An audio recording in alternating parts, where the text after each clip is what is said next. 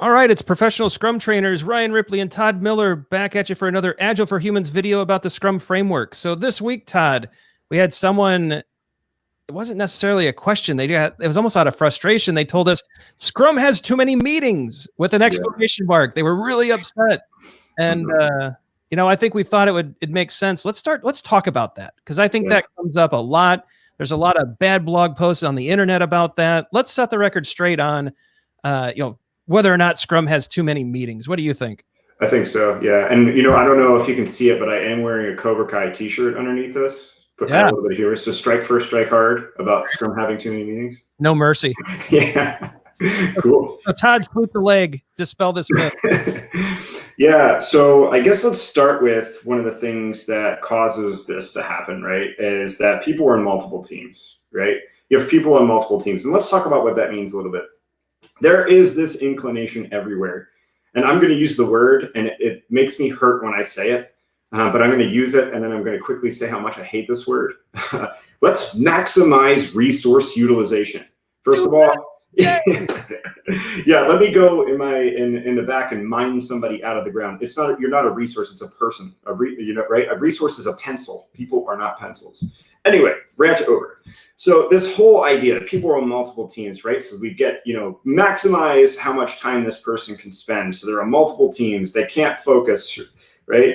So why not just consider putting them on a single team and giving them the ability to focus? So you have people on multiple teams, attending multiple daily scrums, attending multiple sprint retrospectives, attending multiple sprint reviews. It's just nonsensical, right? Why are we putting people through this when all the studies show how bad it is for our mental health, how much of a reduction there is in people being able to get their jobs done?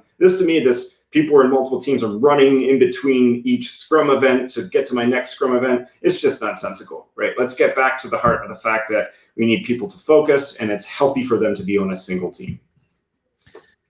Todd, something else that we wrote about in our book pretty extensively, Fixing Your Scrum, Practical Solutions for Common Scrum Problems, is the violation of time boxes. How many times have we heard about the 45-minute daily Scrum? Yeah. I mean, and aren't those the worst, right? And so I think a lot of this is, I think you're gonna chat about bad facilitation and not understanding the purpose of the events in a minute, but just violating the time boxes. Look, a time box means not to exceed. And so when the Scrum Guide says a daily Scrum is 15 minutes or less, right? Or sprint planning for a 1-month sprint is 8 hours, right? They're there for a reason. We're creating these creative constraints. We're trying to get people to do the minimal but sufficient within each event to inspect and to adapt and to do great work. The time boxes should not be violated, right? If we're violating the time box, we probably don't understand the event very well, which hopefully these videos and future videos help with. But also perhaps we're just not disciplined in our Scrum practice. And I think that needs to change as well. Love it. Love it. How about bad facilitation? Well, what this reminds me? How many times have we done? So Ryan and I do a talk called "The Terrible, No Good, Very Great Meeting." Yeah. Yep. Right. And how many times we just see the same thing over and over again? That people are just unprepared. The person that's coming to the event is unprepared to facilitate it. And now we view the Scrum Master as someone that facilitates a lot of events. Now, you could argue they don't have to. However, facilitation is something that we all need to work on. Ryan, let me paint a picture for you, something I know you've experienced a million times. Let's use the daily Scrum. You walk into a daily Scrum and everybody is sitting there with their laptops open, typing. Nobody's even making eye contact. In fact, odds are they're slacking each other. Right? Todd, I had a quick tip for you on that. I'll actually walk into an event and I'll say, hey, who all agrees we should focus? And as every hand goes up, I'm like, keep your hand up. And now swipe forward and close the lid on your laptop. I love it. Yeah.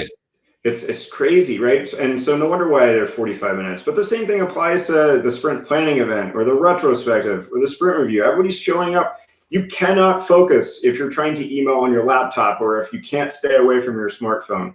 However, I'm going to put this back on the person that is responsible for facilitating this meeting, right? Ryan, you just said what you say, and when you're the facilitator of an event, right?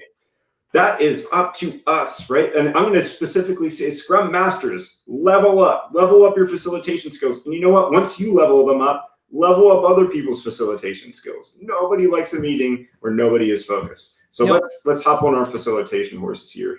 I'm pretty sure coaching is one of the Scrum Master stances, and that's one of our accountabilities, right? Yeah, right on. You know, one other thing that we see is that we have not cleared the calendars. And here's what I mean. Look, the Scrum events were designed to replace most of the events on your calendars that exist today. If you're taking the Scrum events and you're just laying every event on top of your current calendar, you are in for pain, right? You're never going to have time to work. And so instead of going to 37 status meetings with different stakeholders and directors and VPs and users, invite them all to the sprint review. That's what that event is for. You know, instead of, working with these shared services teams or going to meet with the DBAs and security, invite them to sprint planning so that they can see what's coming. These events should be clearing your calendars, not adding a burden to your calendar, right? So use the events as intended, be clear on their purpose, facilitate them well, clear your calendars, and I think you're going to end up with a lot better situation than what you're in today. This is the way. This is the way, as Baby Yoda would say. All right, Todd. The child, if you're a hardcore Star Wars person. Very good.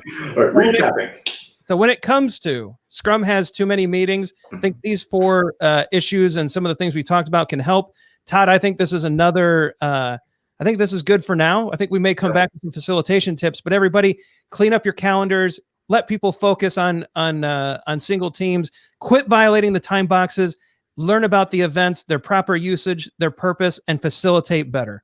All right. Until next time, Todd Miller and Ryan Ripley, professional Scrum trainers. Agile for Humans is the show. We will see you next time. Cheers.